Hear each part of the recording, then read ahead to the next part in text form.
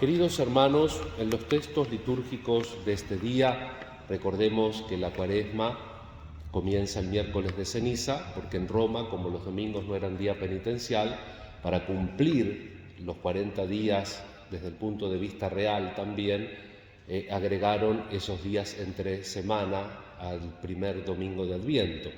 Y el leccionario, que está enriquecido con la reforma del Concilio Vaticano II, hasta el sábado de la tercera semana, no nos trae ninguna lectura continua, sino que nos entrega como pequeñas dosis que van de la mano, el Antiguo y el Evangelio, de enseñanzas que es bueno que un cristiano medite en la Cuaresma. En este día cae martes 8, como les dije antes al inicio de la misa, queremos rezar especialmente por la mujer en el Día Internacional, por la dignidad verdadera, por la igualdad verdadera, también vista a la luz de la fe. Por eso quisiera con ustedes compartir lo que encierran también estos textos, que es el misterio de la Madre de Dios, un misterio que está íntimamente vinculado con el de la encarnación del Verbo. Veamos los textos rápidamente. Comencemos por la breve lectura que hemos escuchado del profeta Isaías. La palabra que sale de mi boca no vuelve a mí vacía. En tiempos del profeta Isaías, hermanos, no era una afirmación a todas luces evidente, como hoy. Había muchos problemas, sino más bien venía a contradecir en el pueblo de Dios lo que podía esperarse de la situación que entonces se vivía. Porque este pasaje pertenece en realidad a la narración de la pasión de Israel. Estamos en el capítulo 55 de Isaías, la pasión de Israel, donde se lee que las llamadas que Dios dirige al pueblo fracasan una y otra vez y que su palabra queda invariablemente infructuosa. No nos tenemos que asustar de las cosas. Padre, cada vez viene menos gente a la iglesia. Padre, no hay vocaciones en todo el mundo. Es cierto que Dios aparece sentado sobre el trono de la historia, pero no como vencedor necesariamente, no como vencedor desde la mirada humana. Todo había acontecido en signos en el pueblo de Dios: el paso del Mar Rojo, el despuntar de la época de los reyes, con el gran David, el gran Salomón, el retorno a la patria desde el exilio, y ahora todo se desvanece. La semilla de Dios en el mundo no parece dar resultado. Por esta razón, el oráculo, aunque envuelto en oscuridades, es un estímulo para todos aquellos que, a pesar de los pesares, continúan creyendo en el poder de Dios, convencidos de que el mundo no es solamente roca en la que la semilla no puede echar raíces, y seguros de que la tierra no será para siempre corteza endurecida en la que las aves picotean los granos que sobre ella caen, como nos recuerda el Evangelio de Marcos.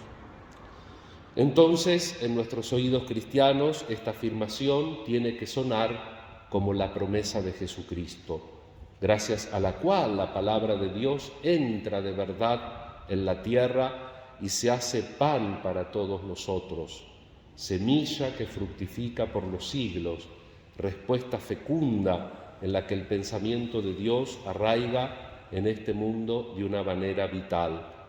En pocos lugares, hermanos, se hallará una vinculación tan clara e íntima del misterio de Cristo al misterio de María, como en la perspectiva que nos abre esta promesa, porque cuando se dice que la palabra, o mejor, que la semilla fructifica, se quiere dar a entender que ésta no cae sobre la tierra para posarse en ella como si fuera pasto seco, sino que entra profundamente en el suelo para absorber su sustancia y transformarla en sí misma. El grano de trigo no permanece solo, se apropia del misterio materno de la tierra. A Cristo le pertenece María, tierra santa de la Iglesia, como con toda propiedad la llaman los padres antiguos, tierra de la Iglesia. El Evangelio, en cambio, parece referirse a algo completamente distinto. Se nos habla en él de la oración, el Padre Nuestro, de cómo ha de ser nuestra plegaria, de su verdadero contenido, de cómo debemos comportarnos y de la interioridad auténtica. Perdónanos, pero si nosotros perdonamos, no solamente palabras, hechos, voluntad. Por consiguiente, no de aquello que le corresponde hacer a Dios, sino de la actitud que el hombre tiene que adoptar en las relaciones con Él. En realidad, ambas lecturas se hallan íntimamente vinculadas entre sí. Puede decirse que en el Evangelio se nos explica cómo le es posible al hombre convertirse en terreno fértil para la palabra de Dios, viviendo el Padre Nuestro. Puede llegar a hacerlo preparando aquellos elementos gracias a los cuales una vida crece y madura. Alcanza este objetivo viviendo el mismo de tales elementos, es decir, dejándose impregnar por la palabra y de esta manera transformándose a sí mismo en palabra, sumergiendo su vida en la oración, lo que es igual en el misterio de Dios. Este pasaje del Evangelio se halla entonces en perfecta armonía con la introducción al misterio mariano que San Lucas es el Evangelio que corresponde a este ciclo anual que estamos celebrando, el ciclo C, y San Lucas nos ofrece, cuando en diferentes lugares dice de María que guardaba la palabra en su corazón. María ha reunido en sí misma las corrientes diversas de Israel, ha llevado en sí, entregada a la oración, el sufrimiento y la grandeza de aquella historia para convertirla en tierra fértil para el Dios vivo.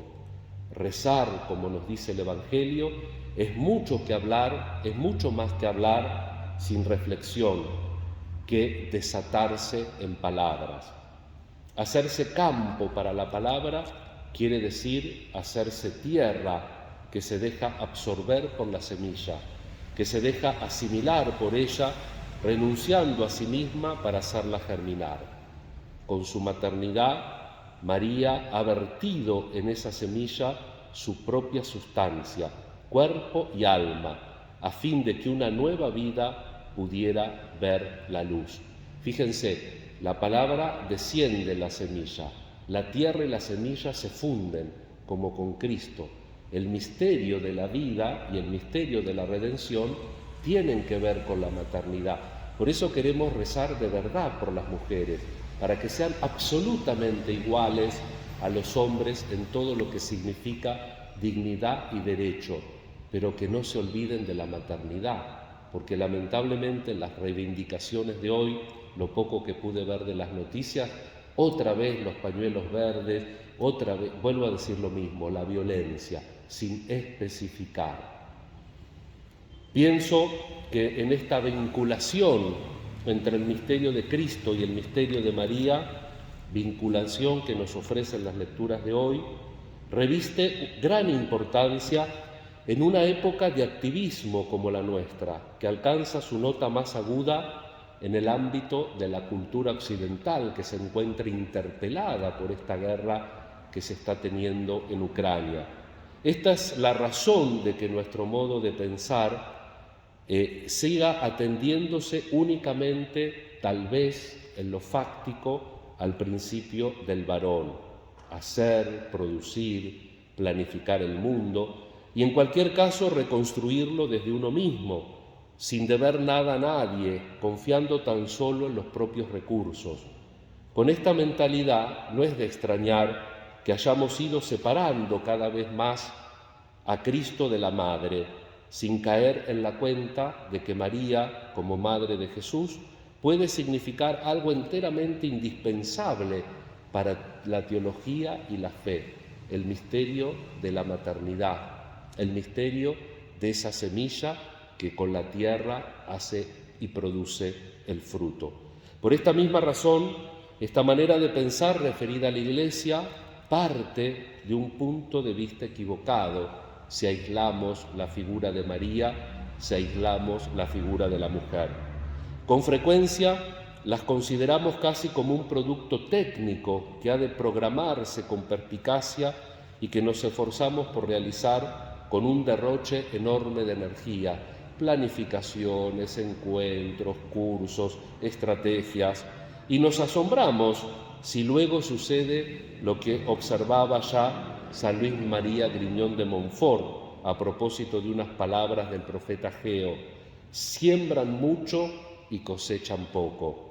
Si el hacer pasa por encima de todo, haciéndose autónomo, entonces no llegarán nunca a existir aquellas cosas que no dependen del hacer, sino que son simplemente cosas vivas que requieren madurar. Lo vivo requiere crecer, no requiere que uno lo mueva, tiene que crecer. Debemos liberarnos de esta visión unilateral propia del activismo de Occidente, para que la Iglesia no se vea rebajada a la categoría de simple producto de nuestro hacer y de nuestra capacidad organizativa, un poco la tentación de Alemania en este momento. La Iglesia no es obra de nuestras manos, sino semilla viviente que quiere desarrollarse y alcanzar su madurez. Por esta razón tiene necesidad del misterio mariano, más aún, ella misma es misterio de María. Únicamente será fecunda si se somete a este signo, es decir, si se hace tierra santa para la palabra de Dios. Hemos de aceptar el símbolo de la tierra fértil, tenemos que hacernos de nuevo hombres que esperan, recogidos en lo más íntimo de su ser, personas que en la profundidad de la oración, del anhelo y de la fe dejan que tenga lugar el crecimiento. Y la mujer contribuye de esta manera si no desvirtúa la maternidad. Ahora vieron que en lenguaje de género se dice maternar, no entremos en eso, pero el misterio de la maternidad, el misterio del principio femenino en la historia, que nosotros desde la fe y desde la teología lo queremos contemplar de María. Por eso en este día pedimos de verdad, auténticamente de verdad, porque como decía San Pablo VI, la Iglesia es experta en humanidad. Y así como antes de que saliera la ley de que no se podía tener esclavos, San Pablo le decía a los cristianos en las cartas que a los esclavos los traten como mucho mejor que esclavos, como hermanos. No tuvo que esperar una ley. Y así también la Iglesia en muchos lugares a la mujer le devolvió la dignidad antes que salieran todas estas pléyades de leyes y derechos así dichos nuevos. Pero eso lo vamos a conquistar, hermanos, cada vez que nosotros nos damos el lugar que tenemos y cada vez que nosotros le damos al otro el lugar que tenemos sin necesidad de leyes que muchas veces son necesarias, no estoy diciendo que no, pero no gritando o violentándonos vamos a conseguir los derechos, sino viviéndolos y sintiéndolos en nuestro corazón. La tierra es la imagen de la semilla que florece y por eso nosotros en el misterio de María tenemos que ver que se tiene que unir todo en la fecundidad de algo vivo que va creciendo y no de un instrumento, de un robot que yo construyo a mi arbitrio y voluntad. Que la Santísima Virgen bendiga a todas las mujeres en este día y que nos dé la gracia a nosotros, mirando la fe de María, de ser también tierra fértil para que la semilla de Dios produzca en nosotros sus frutos.